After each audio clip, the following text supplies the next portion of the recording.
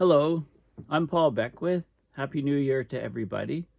In this video, I'm going to talk all about weather whiplashing. Now, weather whiplashing is a term that I came up with a number of years ago. I don't remember exactly how long ago, and then did videos on it through the years. Basically, it describes a situation when you go from one extreme situation to another one, like when you go from, say, a drought to torrential rains and massive flooding, and then you can whiplash back to the drought condition. So it's a very, very intense, extreme change of weather pattern, which actually usually wreaks havoc on some society or some city, someplace. So it's just this idea of, exactly as the phrase describes, a whiplash from one state to another state. A new paper came out recently by Jennifer Francis and colleagues. You'll know the name Jennifer Francis from her Jetstream papers.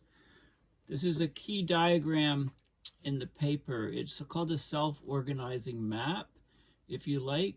And so if you take all of the weather data, what we're looking at in this case is 500 hexapascals. That's about halfway up through the atmosphere. It's called geopotential height anomalies. The reds are positive anomalies, so the atmosphere is higher basically for that pressure. So we've got warm air, very, very hot conditions in the red, and we've got colder, denser air in the blues. So basically an AI program, machine learning program, goes through all the states of the atmosphere and generated these different categories. So you can see 12 categories. And the amount of time that the systems, this is Greenland up here, we've got Europe over here, so it's the North Atlantic. And a similar study was done a few years ago for North America by Jennifer Francis and her colleagues. So this one is the North Atlantic, including Europe and Greenland.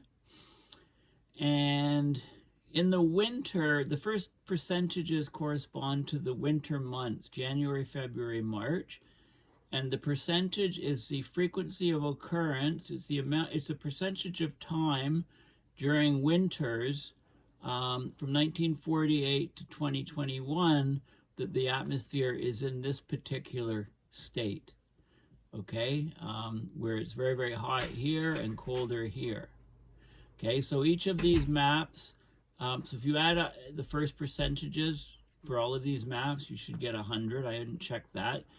The further one state is from another state in the maps, these self-organizing maps, the further apart the state is. So very warm here, cold here, very cold here, very warm here.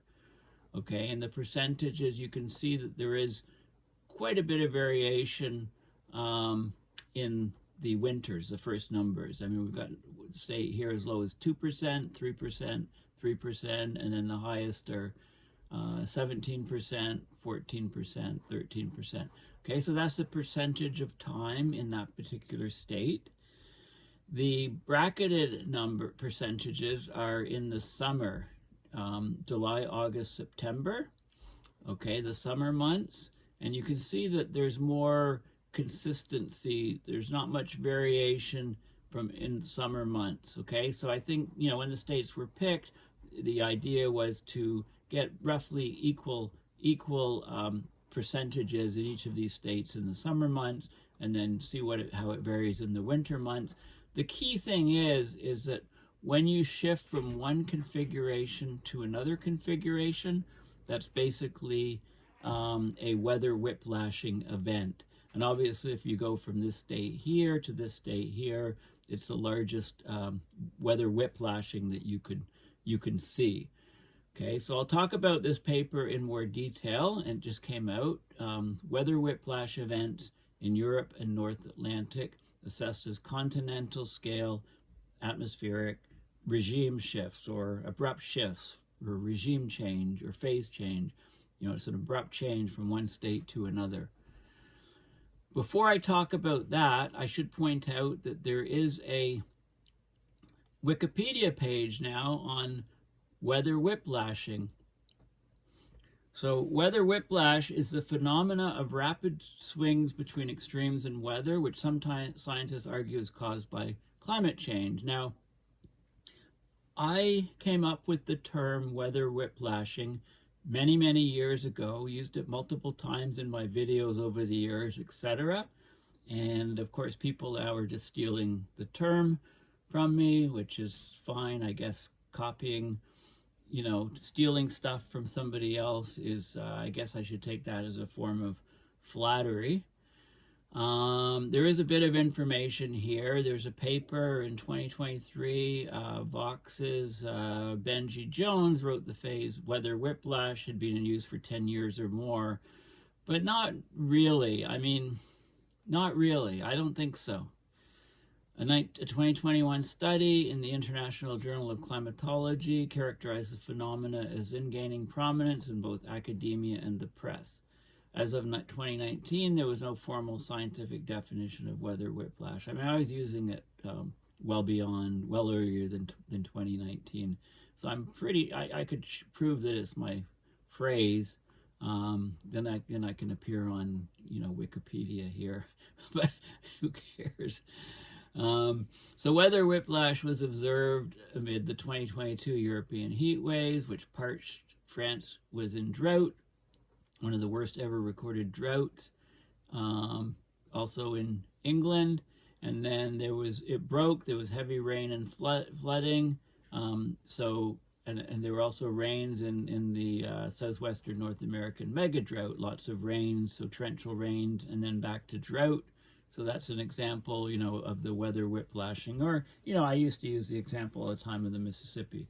Record rain and flooding one year, record drought, record low water levels the next year, and then the following year, record rain again. The time scales can be much shorter for weather whiplashing. So, for example, extremely warm temperatures in the spring, making all the buds come out, and then a crushing coldness, killing all of the buds. And apple crops, for example, is a good example of a shorter term weather whiplash. So it's basically a swing. In California, you can have these swings from extreme drought to extreme flooding by atmospheric rivers. Weather whiplash can bring false springs. That example is actually here. They've taken this from my stuff, I think.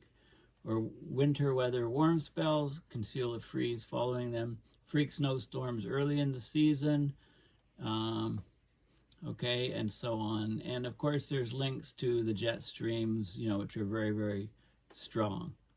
Okay, but interestingly, there is a page on a Wikipedia page on weather whiplash now. I searched in my videos for the title weather whiplash, and it appears in a number of different videos that I have over the years. I talked about it a lot in the Disrupting Global Food Supplies. Actually had a couple videos on weather whiplashing events in North America. This is 2 years ago. I think this is based on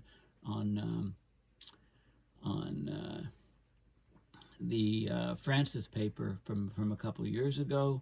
But I was talking about it, this is 10 years ago. I was talking about anomalies and weather whiplashing and stuff. So, yeah, so it's all there in if you just search in my videos, using, search for the term weather whiplash, it found all those videos, for example. Okay, so this is the paper here, which I'll be talking about. Okay, so this paper just came out, I believe it just came out early December. It came out very recently. I don't see a date on here. Usually it's at the bottom or something. I'm probably missing it, but I think around December 1st of this year it came out. Okay, so this is Jennifer Francis and a couple colleagues. Weather whiplash events in Europe and North Atlantic assessed as continental scale atmospheric regime shifts. Okay, so the term weather whiplash, again, it describes an abrupt transition from one persistent weather regime to another substantially different one, such as from a frigid cold spell to an anomalous warmth situation or heat wave.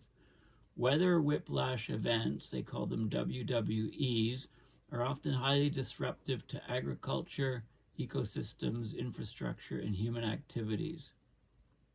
Okay, so they identified WWEs in this paper based on substantial shifts in the continental scale upper atmosphere circulation of the atmosphere. So they had an earlier study from 2 years ago. They focused on the Northeast Pacific and the North American region. They detect weather whiplash events when one persistent large-scale pattern in 500 hexapascal height anomalies shifts to another distinctly different one. So I showed you that map when we get a shift from one to the other. These patterns are identified using self-organizing maps, or SOMs. That method creates a matrix of representative patterns in the data. So they use this approach to find weather whiplashing events in the North Atlantic European sector, very similar to the way they did 2 years ago in the Northeast Pacific, North American region. Okay, they analyze the occurrence of WWEs originating from long duration events, 4 or more days in one pattern, and then a shift to another pattern where it stays in that new pattern for 4 or more days too. Okay, a WWE is detected when the pattern 2 days following a long duration event is substantially different, measured with distance thresholds internal to the matrix. Okay, so think of that grid that I showed you as being a matrix, and when you get a change from one element in the matrix to another, or different, one mapping of weather patterns to another, you get a weather whiplash event. So changes in the WWE frequency, both past and in the future, are assessed objectively based on reanalysis output and climate model simulations. Okay, so they find that future changes under the RCP 8.5 forcing show that there's distinct trends in these weather whiplashing. Okay, shifts in temperature and precipitation extremes associated with these weather whiplashing events are diagnosed. Okay, so that's what the whole point is. So let's have a look. Okay, so as temperatures are rising, we know the Arctic is warming much, much faster than the rest of the planet. We know the land is warming much faster than the global averages. So temperatures in Europe have increased more than twice the global average rate over the last 30 years. It's the fastest of any continent. So Europe's actually warming faster than any other continent. Okay, accompanying the heating, there's a significant increase in both the number and intensity of extreme weather events and natural disasters, or unnatural disasters, we should call them. Summer heat waves are more frequent, widespread, and deadly. Europe's winters are increasingly warm and dry. In 2022 alone, Italy, Spain, the UK, and France all set new high temperature records. Precipitation in the Mediterranean during winter is declining, about 6 millimeters per decade since 1901. So the Mediterranean is drying out, becoming more desert-like. That, of course, affects agriculture, drinking water supplies, energy production. Agriculture is challenged, extreme weather events are more frequent and intense, and abrupt changes in weather conditions, which are these weather whiplash events, are more and more common. And these are highly disruptive events. And they give some examples. For example, long duration drought followed by heavy precipitation can damage crops. Orchards can be devastated by the arrival of a severe cold snap after a persistent early spring warm spell. That happened in Ontario, very, very large warm spell. All the buds came out in the apple crops, and then a crushing severe cold snap killed all the buds and caused 100 million of damage to Ontario's apple crops. Prolonged summer heat waves and drought have, of course, fueled wildfire fires across Mediterranean Europe. And if these conditions shift to a stormy pattern with intense rain, these barren burn scars absorb little moisture, so you get flash flooding and landslides.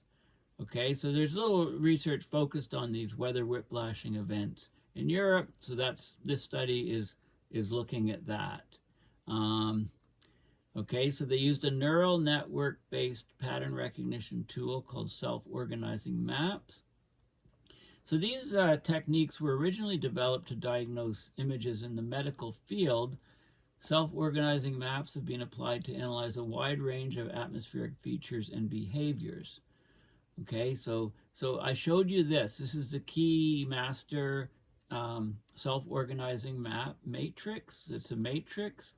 Okay, it's got 3 rows and it's got 4 columns. So it's got 12 elements, 12 different states of the atmosphere, divided into the summer, which is bracketed, and the winter, which is not bracketed. And you can see this is the 500 hexapascal height anomaly. So the reds are higher than normal, so very, very hot air, expanding, filling up more space, and the cold compressed air is the blue.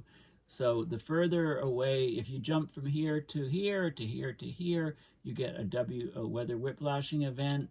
The more severe, the further away you are in the matrix, so the opposite diagonals, the higher the amount of weather whiplashing there is, right? Extreme patterns from one pattern to the other pattern, from here to here.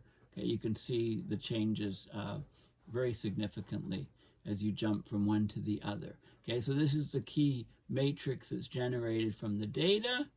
And then you can look at things like, this is the pressure at the in hexapascals at sea level.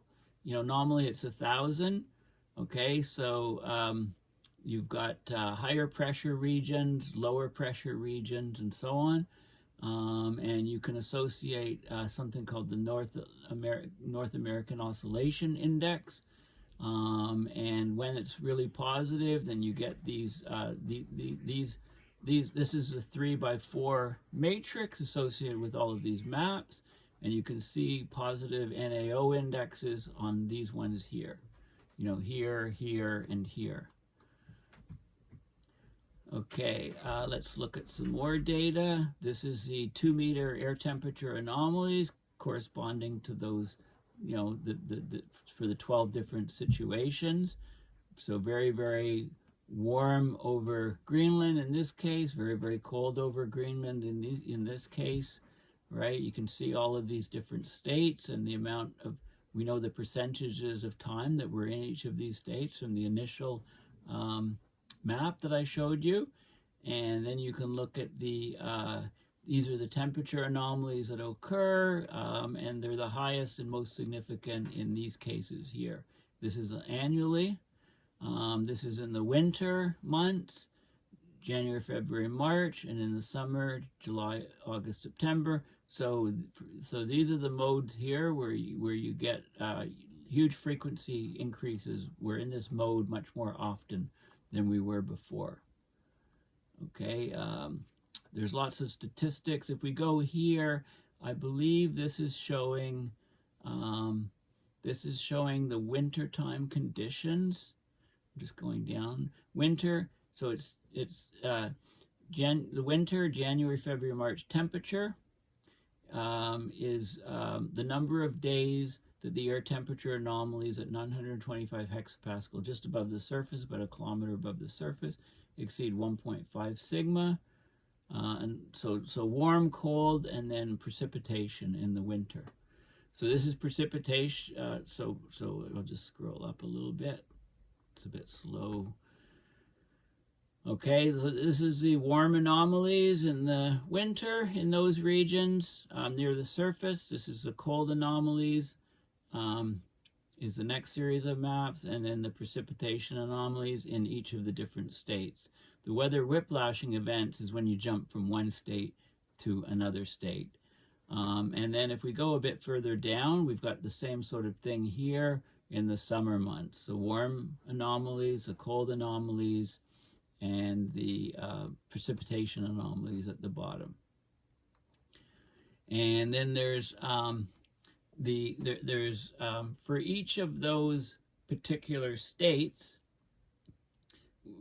the number of weather whiplashing events per year is mapped, and you can look for trends. So some of the, now again, the 1, 2, 3, 4, the 3 rows, 4 columns, each of these graphs corresponds to the particular map from before. So it shows you in some of the sectors we're getting fewer events, and in other sectors we're getting more events. Okay, you can see the trend lines, that's what that's showing.